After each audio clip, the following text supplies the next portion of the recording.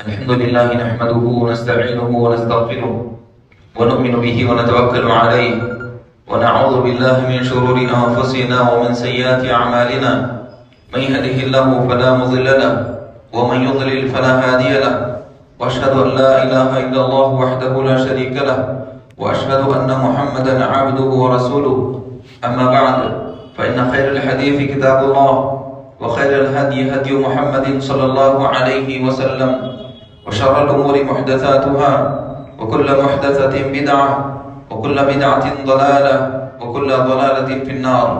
قال الله تبارك وتعالى في كلامه المجيد: أعوذ بالله من الشيطان الرجيم، بسم الله الرحمن الرحيم. يا أيها الذين آمنوا اتقوا الله حق تقاته ولا تموتن إلا وأنتم مسلمون. يا أيها الناس اتقوا ربكم الذي خلقكم من نفس واحدة وخلق منها زوجها وبث منهما رجالا كثيرا ونساء واتقوا الله الذي تساءلون به والأرحام إن الله كان عليكم رقيبا. يا أيها الذين آمنوا اتقوا الله وقولوا قولا سديدا يصلح لكم أعمالكم ويغفر لكم ذنوبكم ومن يطع الله ورسوله فقد فاز فوزا عظيما. وقال الله تعالى: يا أيها النبي قل لأزواجك وبناتك ونساء المؤمنين يدنين عليهن من جلابيبهن ذلك أدنى أن يعرفن فلا يؤذين وكان الله غفورا رحيما. وقال تعالى: قل للمؤمنين يغضوا من أبصارهم. وقال تعالى: وإذا سألتموهن متاعا فاسألوهن من وراء حجاب ذلكم أطهر لقلوبكم وقلوبهن. تمام قسم کی حمد و ثنا اللہ وحدہ لا شریک کے لیے ہے، جس نے اکیلے ساری کائنات کو پیدا فرمایا اور عرش پر مستوی ہوا۔ اللہ رب العالمین کسی کے دل میں نہیں، ہر جگہ نہیں، بلکہ اللہ رب العالمین کی ذات تو عرش پر مستوی ہے۔ خود اللہ نے اپنے شان بیان فرمائی: الرحمن علی العرش استوى۔ اللہ رب العالمین کا علم کائنات کی ہر چیز کو احاطے میں لیے ہوئے ہیں۔ اللہ نے فرمایا وَأَحَاطَ بِكُلِّ شَيْءٍ عِلْمًا، بے انتہا درود اور سلام اللہ کے تمام رسولوں اور نبیوں پر جنہوں نے اللہ رب العالمین کے پیغام کو من وعن پوری امانتداری کے ساتھ اپنی اپنی قوموں تک پہنچا دیا۔ خصوصاً ہمارے نبی خاتم النبیین والمرسلین محمد رسول اللہ صلی اللہ علیہ وسلم پر، جن کی کامل اتباع ہی کے اندر دنیا اور آخرت کی کامیابی ہے۔ محترم حاضرین، اسلامی ماں اور بہنوں، خطبہ مسنونہ کے بعد سورہ احزاب کی آیتیں آپ کے سامنے پڑھی گئی، اور آج کی اس خطبے کا عنوان ہے اسلام میں پردے کے احکام اور اس کے فوائد۔ اسلام اللہ رب العالمین کی جانب سے بیان کیے ہوئے احکامات کا نام ہے۔ اللہ رب العالمین اس پوری کائنات کا خالق ہے، مالک ہے اور معبود حقیقی، سچا معبود صرف اور صرف اللہ رب العالمین ہی ہے۔ اسی نے لوگوں کو پیدا کیا ہے اور وہی بہتر جانتا ہے کہ کون سے احکام لوگوں کے لیے فائدہ مند ہیں اور کون سے احکام لوگوں کے لیے نقصان پہنچانے والے ہیں۔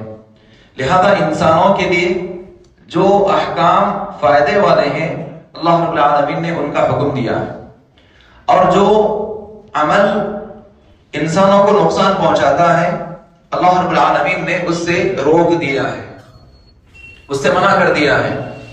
اور جو بھی احکام اللہ نے بیان کیے ہیں اس کی تمام تفصیلات یا تو خود اللہ رب العالمین نے قرآن کریم کے اندر بیان فرمائی ہے یا پھر رسول اکرم صلی اللہ علیہ وسلم کی سنتوں سے اس کو واضح کر دیا گیا ہے۔ لہذا اسلام کا ایک ایک حکم، اسلام کا ایک ایک فرمان انسانوں کے لیے فائدے کا باعث ہے اور فطرت کے عین مطابق ہے، جس میں جو بھی سمجھدار ہے اللہ رب العالمین کے اس حکم کو مانے بغیر نہیں رہ سکتا۔ اللہ رب العالمین کے جتنے بھی احکامات ہیں ان سب کو ماننے میں، ان سب کے اوپر عمل کرنے میں لوگوں کے لیے ہی فائدہ ہے۔ انہی میں سے بہت سارے احکامات جو اللہ رب العالمین نے دیے ہیں ان میں سے ایک حکم پردے کا حکم ہے۔ پردہ جب ہم اس لفظ کو سنتے ہیں جس کے لیے ہم حجاب بھی کہتے ہیں اور برقعے کا بھی لفظ جو استعمال کیا جاتا ہے، تو اس سلسلے میں اس کے احکامات کیا ہیں، اس پر عمل کرنے سے فائدہ کیا ہے اور اس کو چھوڑ دینے کے نقصانات کیا ہیں، انشاءاللہ آج کے اس خطبے کے اندر اس سے متعلق کچھ آیات اور احادیث بیان کی جائیں گی۔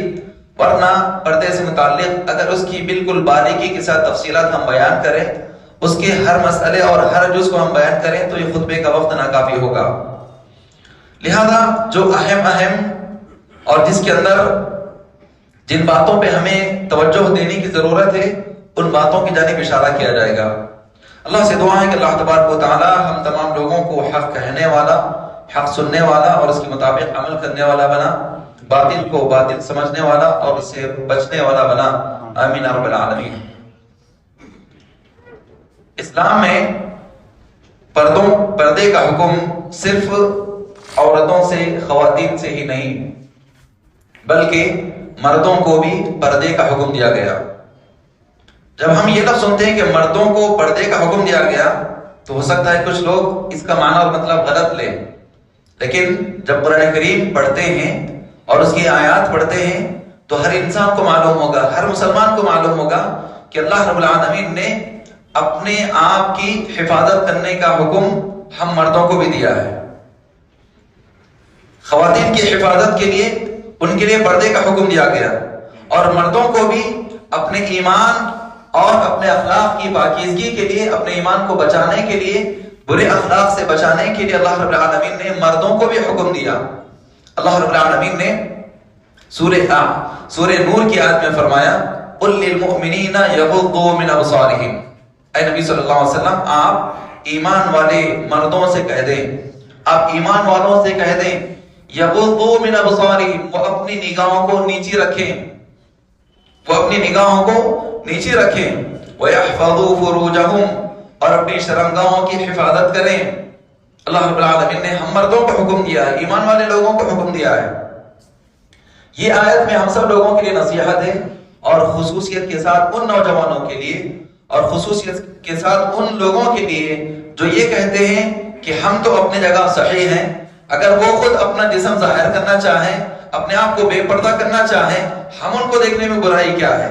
ایسے کچھ لوگ جو اباحیت پسند ہیں، جن کے پاس اخلاق نام کی کوئی چیز نہیں، جن کے پاس کردار نام کی کوئی چیز نہیں، ایسے لوگ جو فحاشیت کے عادی ہوتے ہیں اور عریانیت کو پسند کرتے ہیں، برہنہ پن کو پسند کرتے ہیں، ایسے لوگ اس طریقے کے خیالات رکھتے ہیں اور وہ اس طریقے کی باتیں بیان کرتے ہیں۔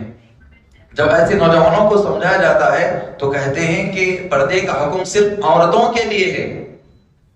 اللہ رب العالمین نے اس آیت میں ایمان والے لوگوں کو حکم دیا، مردوں کو حکم دیا اور کہا قل للمؤمنین یغضوا من ابصارہم، اے نبی آپ ایمان والے مردوں سے کہہ دیں کہ وہ اپنی نگاہوں کو نیچے رکھیں۔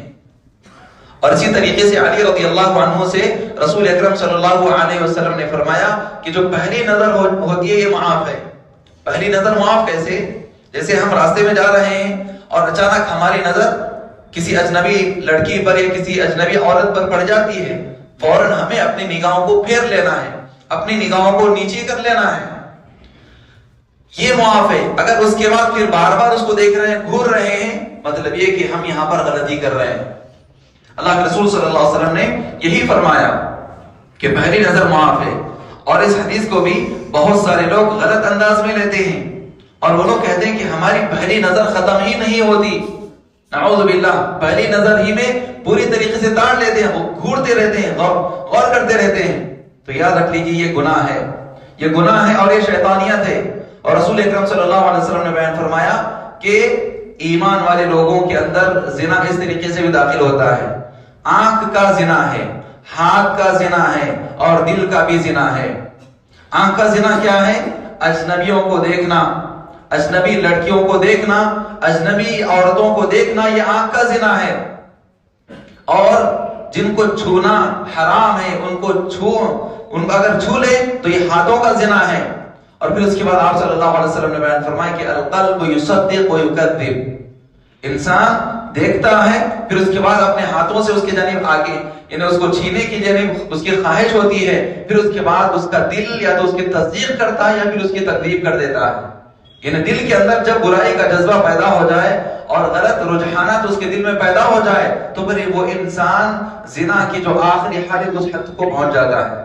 اسی لیے اللہ رب العالمین نے اور رسول اکرم صلی اللہ علیہ وسلم نے ایمان والے مردوں کو اور ایمان والی عورتوں کو زنا کے بالکل بھی قریب جانے سے بھی روک دیا ہے۔ اس کے جو داعیے ہیں، جو اسباب ہیں جس کو دیکھنے سے انسان کے اندر برائی آ سکتی ہے، اس سے بھی اللہ رب العالمین نے دور رہنے کا حکم دیا۔ اللہ تبارک و تعالیٰ نے فرمایا کہ وَلَا تَقْرَبُوا الزِّنَا، زنا کے قریب ہی نہ جانا، بدکاری کے قریب ہی نہ جانا۔ تو بدکاری کی جانب انسان کب جاتا ہے؟ کیا ڈائریکٹ چلے جاتا ہے؟ نہیں، بلکہ اس کے لیے اسباب ہوتے ہیں، اس کے ذرائع ہوتے ہیں، اس کے وسائل ہوتے ہیں، وہ ان وسائل کو اپناتا ہے پھر اس کے بعد گناہ کی جانب آگے بڑھتا ہے۔ اللہ رب العالمین نے اس قسم کے تمام وسائل سے بھی ہمیں دور رہنے کا حکم دیا۔ اور جو سورہ احزاب کی آیت پڑھی گئی اس کے اندر اللہ رب العالمین نے نبی کریم صلی اللہ علیہ وسلم سے فرمایا کہ اے نبی صلی اللہ علیہ وسلم آپ کہہ دیں قل للمؤمنین، اللہ رب العالمین نے فرمایا قل یا ایھا النبی، اے نبی صلی اللہ علیہ وسلم آپ کہہ دیجئے لازواجک، اپنی بیویوں سے، وبناتک، اور اپنی بیٹیوں سے، ونساء المؤمنین، اور ایمان والی عورتوں سے۔ اللہ رب العالمین نے اس آیت میں 3 لوگوں کو خصوصی طور پر حکم دینے کا اللہ کے رسول صلی اللہ علیہ وسلم کو حکم دیا ہے۔ کون؟ سب سے پہلے اپنی ازواج مطہرات، نبی کریم صلی اللہ علیہ وسلم کی بیویاں، پھر اس کے بعد اللہ رب العالمین نے آپ کی بیٹیوں کا ذکر کیا، وبناتک، اپنی بیٹیاں، اور پھر اس کے بعد اللہ رب العالمین نے تمام ایمان والی عورتوں سے حکم دینے کا آپ کو حکم دیا اور کہا وَبَنَاتِكَ وَنِسَاءِ الْمُؤْمِنِينَ يُدْنِينَ عَلَيْهِنَّ مِن جَلَابِيبِهِنَّ، وہ اپنے اوپر اپنی چادروں کو ڈال لیں، اپنے اوپر اپنی چادروں کو ڈال لیں۔ برقع جو استعمال کیا جاتا ہے، یاد رکھ لیں اگر یہ پردے کے جو احکامات ہیں ان تقاضوں کو پورا کرتا ہے تو یہ صحیح معنوں میں برقع ہے، اور اگر یہ برقعے کے نام پر جو آج لباس استعمال کیا جاتا ہے، برقعے کے نام پر جو عبایا استعمال کیا جاتا ہے خواتین کے لیے، چاہے اس کا رنگ کچھ بھی ہو، یہ اگر برقعے کے تقاضے اور اس کے فوائد کو پورا نہیں کرتا تو پھر یہ برقعے کے اندر نہیں بلکہ یہ بے پردگی ہے. اور آج کل فیشن پوری طریقے سے اس کے اندر بھی داخل ہو چکا ہے. آپ سیدھا سادہ اگر برقع لینا چاہیں اپنی بیٹیوں کے لیے، اپنی بیویوں کے لیے یا اپنی ماؤں کے لیے، اپنی بہنوں کے لیے، تو آپ کو بمشکل ایسے برقعے ملیں گے. ورنہ مارکیٹ کے اندر، بازار کے اندر آپ کو دیکھنے میں ملے گا کہ یہ کہاں کا ہے، دبئی کا، یہ کہاں کا ہے، ترکی کا، یہ کہاں کا ہے، یہ وہاں کا ہے، یہ وہاں کا ہے، یہ وہاں کا. اور ہر ایک کے اندر ایسا لباس یا ایسا برقع جو برقعے کے نام پر آج بیچا جا رہا ہے، فروخت کیا جا رہا ہے، جس کے اندر خاتون کے، لڑکی کے اور عورتوں کے تمام جسم کے اعضاء ظاہر ہو جاتے ہیں، نعوذ باللہ. تو یہ برقعے کا فائدہ نہیں ہے بلکہ یہ بے پردگی ہے، اور اس سے آپ صلی اللہ علیہ وسلم نے منع کیا ہے. آپ صلی اللہ علیہ وسلم نے فرمایا کہ قیامت سے قریب کچھ ایسی عورتیں بھی ہوں گی، ظاہر ہوں گی، جو لباس پہننے کے باوجود بھی برہنہ ہوں گی.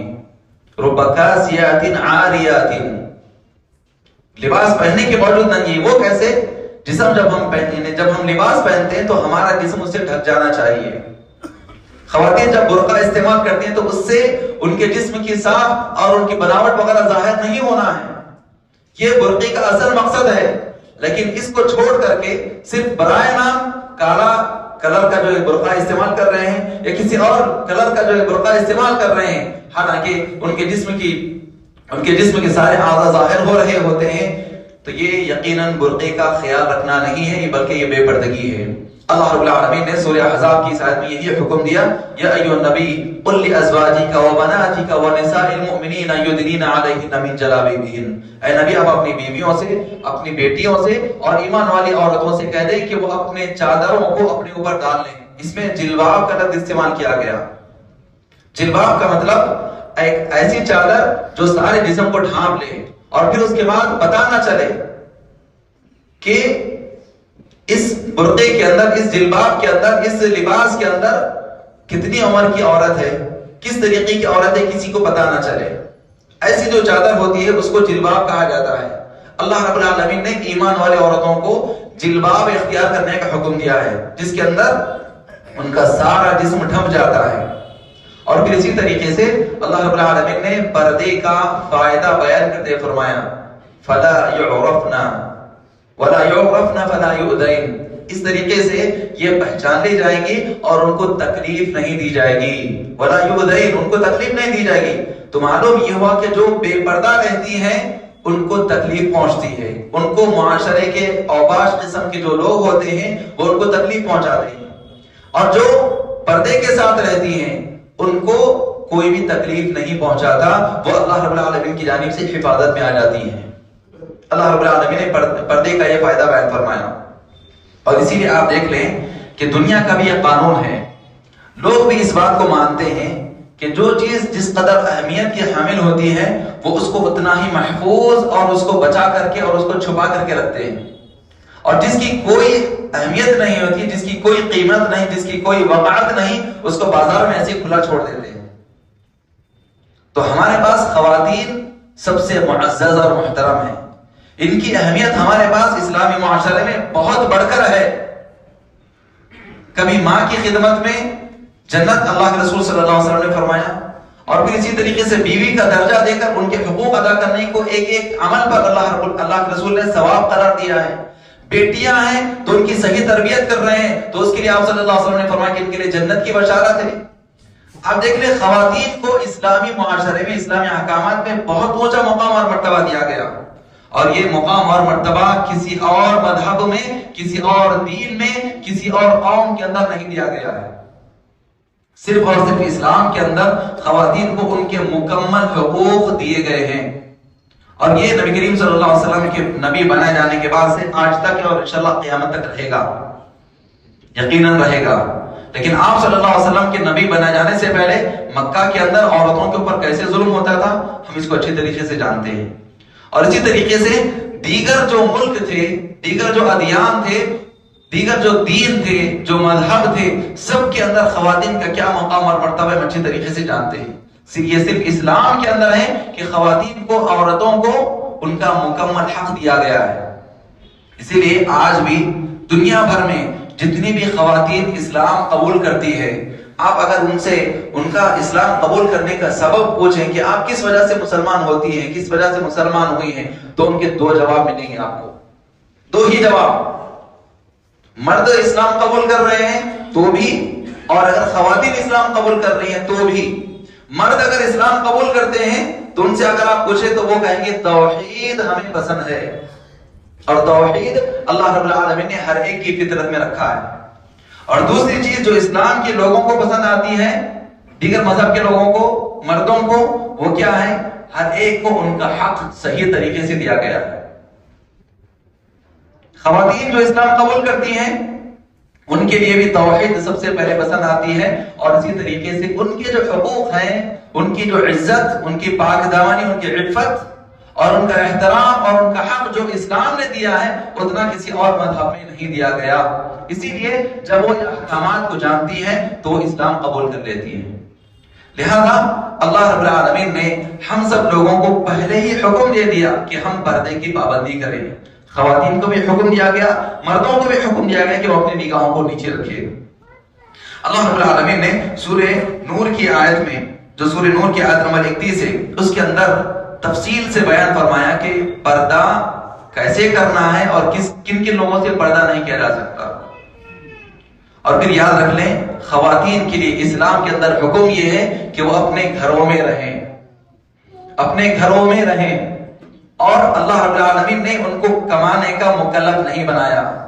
مرد اسلام کے اندر اس کو قوام بنایا گیا۔ قوام کا مطلب ہے وہ ذمہ دار ہے۔ الرجال قوامون علی النساء، سورہ نساء کی آیت ہے، اللہ نے فرمایا کہ مرد عورتوں پر ذمہ دار ہیں، نگران ہیں۔ کیوں؟ بما فضل اللہ بعضهم علی بعض وبما انفقوا، اللہ نے انسان کی جو جسامت رکھی، انسان کی جو بناوٹ رکھی ہے مردوں کی، وہ عورتوں کی بناوٹ سے، عورتوں کی جسامت سے، اور ان کے جو خاصیات ہوتی ہیں جسم کے اندر، وہ بالکل مردوں کے الگ ہے، عورتوں کے الگ ہے۔ تو مردوں کی جو خاصیات ہیں اس وجہ سے اللہ رب العالمین نے مردوں کو عورتوں پر فوقیت اور برتری دی۔ اور دوسرا سبب اللہ نے بیان فرمایا کہ وَبِمَا أَنفَقُوا، جو وہ خرچ کرتے ہیں۔ تو معلوم ہوا کہ خرچ کرنا، بیوی بچوں کی یعنی ان کی نگرانی کرنا، ان کے اوپر خرچ کرنا اور ان کی کفالت کرنا، یہ مردوں کی ذمہ داری ہے۔ اب ہم کیا کریں اور کتنا کہیں اور کتنا افسوس کریں کہ مسلمان مردوں نے اور عورتوں نے یہ حکم کو بھلا دیا۔ اب پھر اس کے بعد مغرب کے جو نعرے ہیں، مغرب کے جو افکار ہیں کہ مرد اور عورت دونوں برابر، وہ بھی کمانے کے لیے جاتے ہیں تو ہم بھی کمانے کے لیے جاتے ہیں، اکیلا کمائے تو بس نہیں ہوتا، دونوں کمائیں گے، بیوی بھی کما رہی ہے، شوہر بھی کما رہا ہے۔ اور پھر اس کے بعد بچوں کی نگرانی، بچوں کی تربیت کون کرے گا؟ جب اسی لیے شیخ بن باز رحمۃ اللہ علیہ کے جو شاگرد ہیں ان لوگوں میں سے ایک عالم مردوں کو یہ نصیحت کرتے ہوئے کہتے ہیں، اور یہ اس لیے بیان کر رہا ہوں کہ یہاں پر خواتین کو بھی نصیحت ہو جائے اور ہم میں سے سبھی لوگوں کو، مردوں کو بھی نصیحت حاصل ہو جائے۔ انہوں نے کہا کہ المرء اذا انفقت، جب عورت کمانے جاتی ہے، خرچ کرتی ہے، اور جب پھر وہ کماتی ہے اور خرچ کرتی ہے، ترجلت، تو وہ مرد بن جاتی ہے، اور دو مرد ایک چھت کے نیچے نہیں رہ سکتے۔ یعنی جب کمائی اس کے پاس آ گئی اور اس کے پاس پیسہ آ گیا تو پھر اس کے بعد وہ کہتی ہے کہ تم کتنے، تمہارا کیا حق ہے، مجھے یہ حق کیسے دے سکتے ہو، مجھے یہ حکم کیسے دے سکتے ہو، جھگڑے شروع ہو جاتے ہیں۔ اور اسلام میں شوہر اور بیوی کو بالکل ادب اور احترام کے ساتھ رہنے کا حکم دیا گیا ہے۔ کمانے کا حکم مردوں کو ہی ہے، مردوں کی ذمہ داری ہے۔ مرد کمانے کے بجائے خاموش بیٹھ جاتے ہیں، خواتین کو بھیجتے ہیں، یہ سب سے بڑی مخالفت ہے، اس سے بچنا چاہیے۔ اور اسی طریقے سے اللہ رب العالمین نے اس آیت میں، سورہ نور کی جو آیت ہے اس کے اندر اللہ تبارک و تعالیٰ نے ایمان والے مردوں کو حکم دیا، ایمان والے عورتوں کو حکم دیا۔ کیا حکم دیا ہے؟ اللہ رب العالمین نے فرمایا وَقُلْ لِلْمُؤْمِنَاتِ يَغْضُضْنَ مِنْ أَبْصَارِهِنَّ، اے نبی صلی اللہ علیہ وسلم آپ ایمان والی عورتوں سے کہہ دیں کہ وہ اپنی نگاہوں کو نیچے رکھیں۔ دیکھیں اس سے پہلے کی جو آیت ہے اس میں اللہ رب العالمین نے ایمان والے مردوں کو حکم دیا کہ وہ اپنی نگاہوں کو نیچے رکھیں، اس کے فوری بعد والی آیت میں اللہ نے ایمان والے عورتوں کو حکم دیا کہ وہ بھی اپنی نگاہوں کو نیچے رکھیں۔ پھر اس کے بعد اللہ تبارک و تعالیٰ نے فرمایا کہ وَيَحْفَظْنَ فُرُوجَهُنَّ، وہ اپنی شرمگاہوں کی حفاظت کریں، ولا یبدین زینتہن، اور اپنی زینت کو، اپنی زیب و زینت کو ظاہر نہ کریں. خواتین کی جو زیب و زینت ہے اس کو ظاہر نہ کریں. الا ما ظہر منہا، مگر جو کچھ ظاہر ہو جائے. جو کچھ ظاہر ہو جائے اس کی تفسیر کیا ہے؟ یعنی اس کو ہمیشہ ڈھانک کر کے رکھنا، چھپا کر کے رکھنا، پردے میں رکھنا ناممکن ہو. اور یہ کیا چیزیں ہیں؟ جیسے گھر میں کام کر رہے ہوتے ہیں اس وقت ہتھیلی وغیرہ، اور اسی طریقے سے چہرے پر ہمیشہ اسکارف ڈال کے رکھنا، چہرے کو ہمیشہ ڈھانک کر کے رکھنا خواتین کے لیے مشکل ہوتا ہے. تو اپنے گھر میں رہنے پر اللہ رب العالمین نے کہا کہ اگر یہ ظاہر ہو جائے گھر میں تو ان کے لیے کوئی حرج نہیں ہے. لیکن جب گھر سے باہر نکلتے ہیں، اور گھر سے باہر نکلنے کے وقت بھی اسلام نے احکامات دیے ہیں. احکامات کیا ہے؟ کہ وہ جب گھر سے باہر نکلے عورت تو اس کو یعنی خوشبو، عطر، جس سے خوشبو آتی ہے ویسی چیزیں استعمال نہیں کرنا ہے. اور اللہ رب العالمین نے سورہ احزاب کے اندر فرمایا کہ وَلَا يَضْرِبْنَ بِأَرْجُلِهِنَّ لِيُعْرَفَ مَا يُخْفِينَ مِنْ زِينَتِهِنَّ. سورہ نور میں اللہ نے فرمایا کہ وہ اپنے پیروں کو نہ ماریں، یعنی ایسے نہ چلیں کہ جس سے ان کے چلنے کی آواز محسوس ہو جائے. دیکھیے کتنا پردے کا حکم دیا گیا ہے، کتنی باریکی کے احکامات ہیں.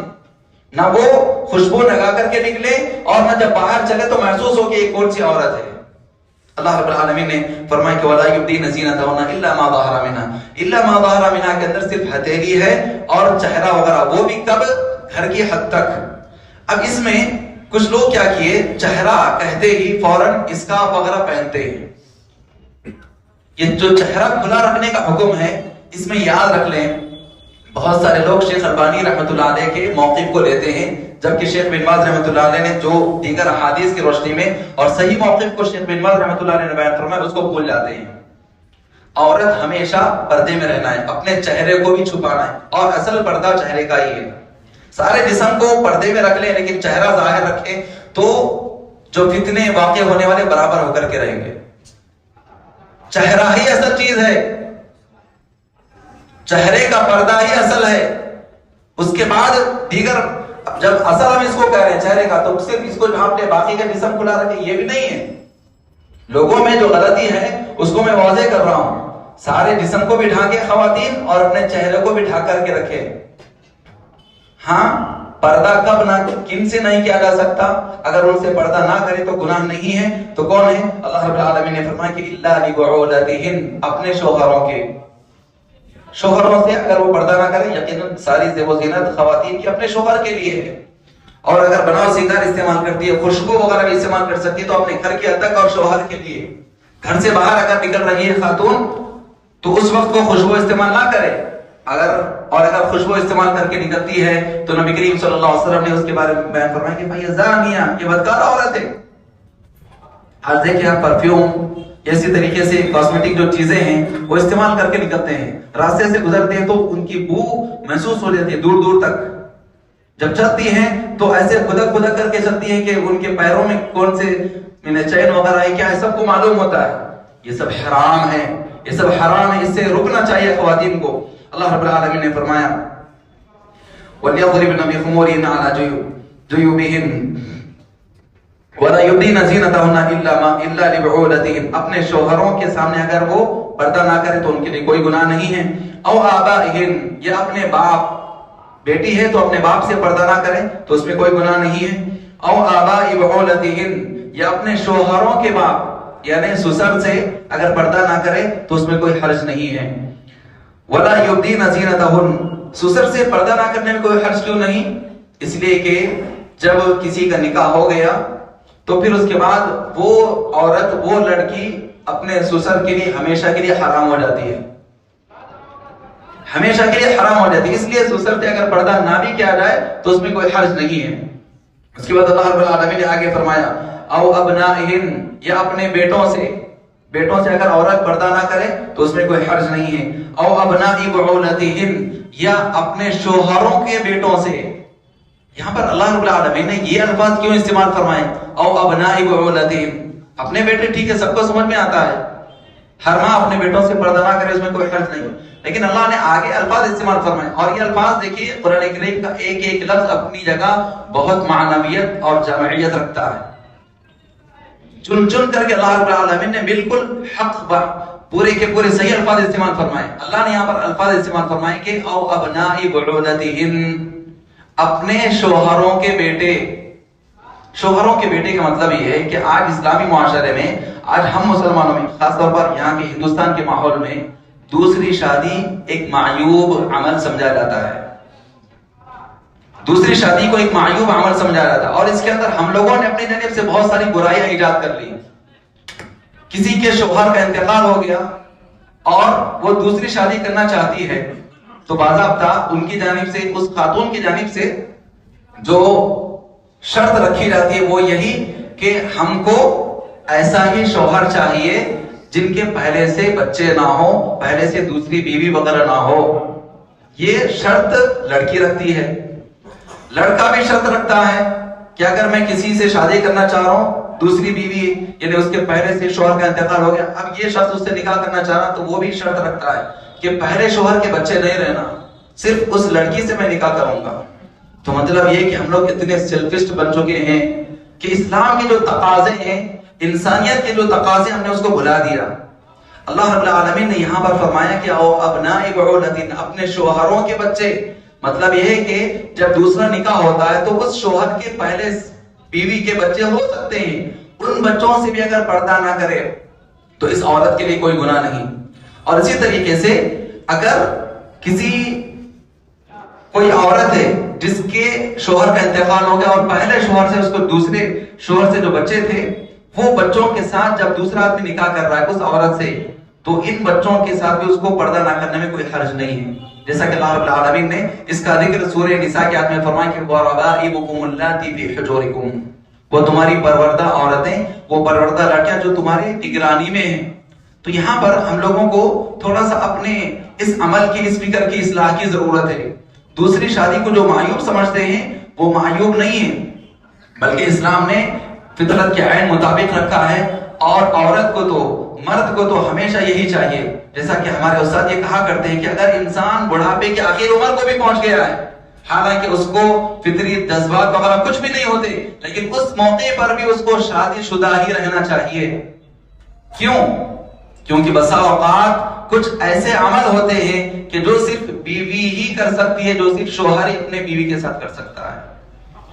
نہ بیٹی وہ خدمت کر سکتی ہے، نہ بیٹا وہ خدمت کر سکتا ہے، چاہے باپ کے لیے ہو یا ماں کے لیے ہو. اسلام نے جو احکامات دیے ہیں وہ بالکل باریکی سے رکھے گئے ہیں، اس کا خیال رکھا گیا ہے. ہم لوگ کیا کر سمجھتے ہیں، معاشرے کے لوگ کیا کہیں گے، اور پھر ہمارے معاشرے میں ایک عجیب قسم کا تصور یہ بھی پایا جاتا ہے کہ اگر کوئی آدمی دوسری شادی کر لیا تو دوست احباب میں جب بھی ملتے ہیں، یہ دوسری شادی کے، ان کو تانا دیتے ہیں، ان کو ٹھیس پہنچاتے ہیں. کیا کوئی برائی کیا ہے وہ آدمی کہ جس کی وجہ سے اس کو اس طریقے سے دیکھتے ہیں اور اس طریقے سے اس کے ساتھ باتیں کرتے ہیں؟ یہ ہماری فکر کو بدلنے کی ضرورت ہے، ہمارے اس فکر کو بدلنے کی ضرورت ہے. اسلام کے جو احکامات پر اگر کوئی آدمی عمل کر رہا ہے تو بڑی خوش دلی کے ساتھ اس کا استقبال کرنا چاہیے. لیکن ہم لوگ کیا کرتے ہیں، اس کو ٹھیس پہنچاتے ہیں. جب ایک آدمی کر لیا دوسری شادی، جب ایک عورت دوسری شادی کر لی تو معاشرے میں لوگ اس کو کہتے ہیں، لڑکی اگر شادی کر لی، دوسرا نکاح کر لی شوہر کے انتقال کے بعد، تو کہتے ہیں کہ پہلے شوہر کو کھا گئی. ارے کہاں سے کھائے گی؟ اللہ رب العالمین نے ہر ایک کے لیے وقت رکھا ہے. اس کے شوہر کا انتقال ہو گیا تو اس میں اس کی کیا غلطی ہے؟ کیا یہ ہر ایک کی عمر لکھ کر کے لائی ہے؟ کیا یہ مرد ہر ایک عورت کی عمر لکھ کر کے لایا ہے؟ یہ تو ہندوؤں کا تصور ہے، جنم جنم کے ساتھ، ساتوں جنم کے ساتھ پیدا ہوئے اور ہمارا رشتہ ہو گیا تو ایک ہی کے ساتھ ختم، اس کے بعد نہیں، 7 جنم تک اسی کے ساتھ رہیں گے. اسی لیے جو ستی کی رسم جو ہندوستان میں کی جاتی تھی وہ یہی تھی کہ اگر شوہر کا انتقال ہو گیا تو بیوی کو اس کے ساتھ جلا دیتے تھے. اسلام نے آ کر کے اس ظلم سے، عورتوں کے اوپر جو ظلم ہوتا تھا، اسلام نے روکا. اور یہاں کے ہندوستان کے جو دیگر مذاہب کی عورتیں ہیں، خاص طور پر ہندو عورتیں، ان کو مسلمانوں کا شکر گزار ہونا چاہیے کہ مسلمانوں نے آ کر کے، اسلام نے ان کو یہ حق دیا اور ان کے اوپر سے ظلم کو ختم کیا. لیکن کیا کریں، لوگ کیا کرتے ہیں، ہر چیز کو ایک جذبات میں لے کے چلے جاتے ہیں اور غلط فہمی میں لے کے جاتے ہیں. اللہ رب العالمین نے یہاں پر یہ فرمایا کہ او ابناء بعولتہن او اخوانہن او بنی اخوانہن، اپنے بھائیوں سے یا اپنے بھائی کے بیٹے یا اپنی بہنوں سے یا اپنی بہنوں کے بیٹوں سے اگر ان سے پردہ نہ کریں تو اس میں کوئی حرج نہیں ہے۔ اس کے بعد آخر میں اللہ رب العالمین نے آگے بیان فرمایا کہ وَلَا يَضْرِبْنَ بِأَرْجُلِهِنَّ لِيُعْلَمَ مَا يُخْفِينَ مِنْ زِينَتِهِنَّ، اپنے پیروں کو ہرگز زمین پر پٹک کر کے نہ چلیں تاکہ ان کی زیب و زینت ظاہر ہو جائے۔ وَتُوبُوا إِلَى اللَّهِ جَمِيعًا أَيُّهَا الْمُؤْمِنُونَ، اے ایمان والو سب کے سب اللہ رب العالمین کی بارگاہ میں توبہ کرو لَعَلَّكُمْ تُفْلِحُونَ، تاکہ تم کامیاب ہو جاؤ۔ سورہ نور یہ ایک ایسی سورت ہے جس کا خاص طور پر تفصیل کے ساتھ مطالعہ کرنا ہر مسلمان لڑکی کے لیے جب سے وہ سمجھدار ہو جائے، بالغ ہو جائے، اس کے بعد اس کو پڑھنا ضروری ہے۔ اور یہ احکامات ہم مردوں کو بھی پڑھنا ضروری ہے۔ جب ہم اس کو پڑھیں گے تو یقیناً اس کے اندر جو احکامات دیے گئے ہیں ایک پاکیزہ اور ایک صالح معاشرہ جو ہو سکتا ہے اس صورت کے اندر اس کو بیان کیا گیا ہے، لہذا ہمیں اس کا خیال رکھنا ہے۔ اور معاشرے کے اندر ایک اور چیز یہ بھی ہوتی ہے کہ لوگ اجنبیوں سے بات کرنے کے لیے رشتہ جوڑ دیتے ہیں۔ کیسے رشتہ؟ یہ ہمارے ماں کے جیسے ہیں، یہ ہماری خالہ کے جیسے ہیں، یہ ہمارے انٹی ہے، حالانکہ انٹی ونٹی کچھ نہیں ہوتے ہیں، لیکن لوگ کیا کرتے ہیں رشتہ ان سے جوڑ دیتے ہیں، نہیں یہ تو بڑی عمر کے ہیں، نہیں کوئی مسئلہ نہیں ہے۔ اللہ رب العالمین نے ایسے لوگوں کے بارے میں فرمایا، نبی کریم صلی اللہ علیہ وسلم کی ازواج مطہرات کے بارے میں ذکر کیا اور فرمایا کہ وَإِذَا سَأَلْتُمُوهُنَّ مَتَاعًا فَاسْأَلُوهُنَّ مِنْ وَرَاءِ حِجَابٍ ذَلِكُمْ أَطْهَرُ لِقُلُوبِكُمْ وَقُلُوبِهِمْ۔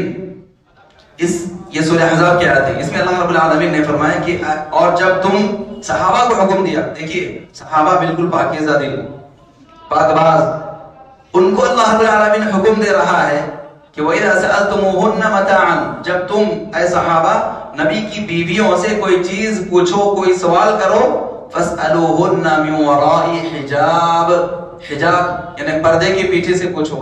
اور یہاں پر وہ معاشرے میں جو زہر گھولنے والا ٹی وی اینکر ہے اس کو سوچ لینا چاہیے، جو یہ کہتا ہے کہ خمار کا لفظ ہے، جلباب کا لفظ ہے، حجاب کا لفظ نہیں ہے، یہ آیت کون بتلا ہے ایسے لوگوں کو؟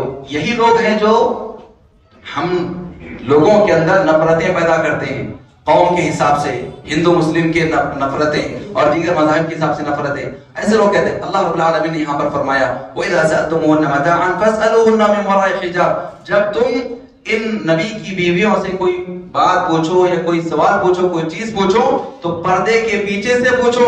کیوں؟ ذَلِكُمْ أَطْهَرُ لِقُلُوبِكُمْ وَقُلُوبِهِمْ، یہ تمہارے دلوں کے لیے بھی اور ان کے دلوں کے لیے بھی پاکیزگی کا باعث ہے۔ اللہ اکبر۔ دیکھیے نبی کی بیویاں ہمیشہ نبی کو اختیار کر لی تھی، نبی نے ان سے کہا تھا کہ اگر تم دنیا کی زیب و زینت چاہتی ہو تو میں تم کو دے دیتا ہوں، لیکن تم میرے ساتھ نہیں رہ سکتی۔ اسی وقت تمام ازواج مطہرات نے کہا اللہ کے رسول ہمیں دنیا کی چیزیں نہیں چاہیے، ہمیں بس آپ کا ساتھ چاہیے۔ وہ بیویاں جنہوں نے ہمیشہ کے لیے نبی کے لیے اپنے آپ کو قربان کر دیا تھا، اپنی ہر چیز نبی کے لیے وقف کر دی تھی، بلکہ بعض ازواج مطہرات تو ایسی تھی کہ انہوں نے نبی کریم صلی اللہ علیہ وسلم کے لیے اپنے آپ کو ہبا کر دیا تھا۔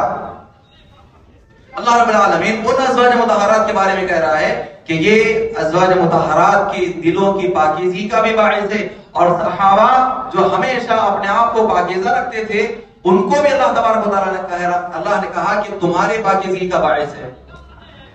وَإِذَا سَأَلْتُمُوهُنَّ مَتَاعًا فَاسْأَلُوهُنَّ مِنْ وَرَاءِ حِجَابٍ ذَلِكُمْ أَطْهَرُ لِقُلُوبِكُمْ وَقُلُوبِهِمْ۔ تو اس سے معلوم ہوا کہ معاشرے کے اندر جب اتنے پاک باز مرد اور خواتین کو بھی اللہ رب العالمین پردے کا حکم دے رہا ہے، پردہ اختیار کرنے کا حکم دے رہا ہے، تو پھر آج کے معاشرے میں کون کس ذہنیت کا ہے، کون کس فکر کا ہے، کون کس طبیعت کا ہے، کسی کو پتہ نہیں۔ تو پھر آج یہ رشتے جو جوڑے جا رہے ہیں، یہ ہمارے خالہ کے جیسے ہیں، یہ ہمارے پھوپھو کے جیسے ہیں، یہ ہمارے آنٹی ہیں، یہ جو کہتے ہیں ایسے لوگوں کو اپنے اقوال، اپنے الفاظ کی اصلاح کی ضرورت ہے اور اپنے فکر کی اصلاح کی ضرورت ہے۔ اور اللہ رب العالمین نے ایک اور حکم دیا کہ کبھی ایسے ہوتا ہے کہ اجنبی سے بات کرنا لازم اور ضروری ہوتا ہے، مجبوری کی حالت آ جاتی ہے، ایسے موقع پر بھی اسلام نے حکم دیا۔ وہ حکم کیا ہے؟ فَلَا تَخْضَعْنَ بِالْقَوْلِ، فَلَا تَخْضَعْنَ بِالْقَوْلِ، سورہ احزاب کی آیت ہے کہ اپنی آواز کو لچکدار نہ رکھیں، اپنی آواز کو لچکدار نہ رکھیں، یعنی ایسی آواز نہ ہو کہ جس سے انسان اس کی جانب کھینچا چلا جائے، مائل کرنے والی آواز نہیں، بلکہ بالکل بھدی آواز، کہہ دینا کہ ہاں کیا کام ہے رکھیے جائیے بس ختم. اس کے بعد ان سے بالکل ایسے جیسے بھائی سے بات کرتے ہیں, ایسے جیسے شوہر سے بات کرتے ہیں, ایسے جیسے بیٹے سے بات کرتے ہیں, وہ انداز میں ہاں رکھیے آئیے. جب اجنبی کا فون آتا ہے تو اکثر لوگ جو جھگڑے ہوتے ہیں یہ کہ بچوں کا قتل ہوتا ہے یا بچیوں کا قتل ہوتا ہے, ان سب کے اندر بنیاد کہاں سے ہوتی ہے؟ اجنبی کا فون آیا, فون پہ بات کی, وہاں پر جو ہے نرم انداز سے بات کرتے تو پھر اس کا جو شروع ہو جاتے ہیں سلسلے. اللہ رب العالمین نے اسی کا تدارک کرتے ہوئے فرما دیا کہ فلا تخضعن بالقول, اپنی آواز کو لچکدار نہ رکھیں. آخر بات, ہم میں سے خواتین بھی الحمدللہ پردے کا اہتمام کرتی ہیں, اور اس کے اندر سب سے بڑھ کر فکر ہم سب لوگوں کو کرنا چاہیے. جو خاص طور پر جو بنگلور کا جو واقعہ ہوا اس میں کچھ انعامات وغیرہ کی جو بات کہی گئی ہے, ہمیں ایسے جذباتی باتوں میں آنے کے بجائے ہمارے مسلمانوں کے جو مسائل ہیں ان کا دائمی اور مستقل حل تلاش کرنے کی ہمیں ضرورت ہے. ایسی چیزوں سے کیا ہوتا ہے, وقتی طور پر تو کچھ ہو جاتا ہے لیکن یہ ہمیشہ کا حل نہیں ہو سکتا. ہمیشہ کا حل یہ ہے کہ ہم اپنے تمام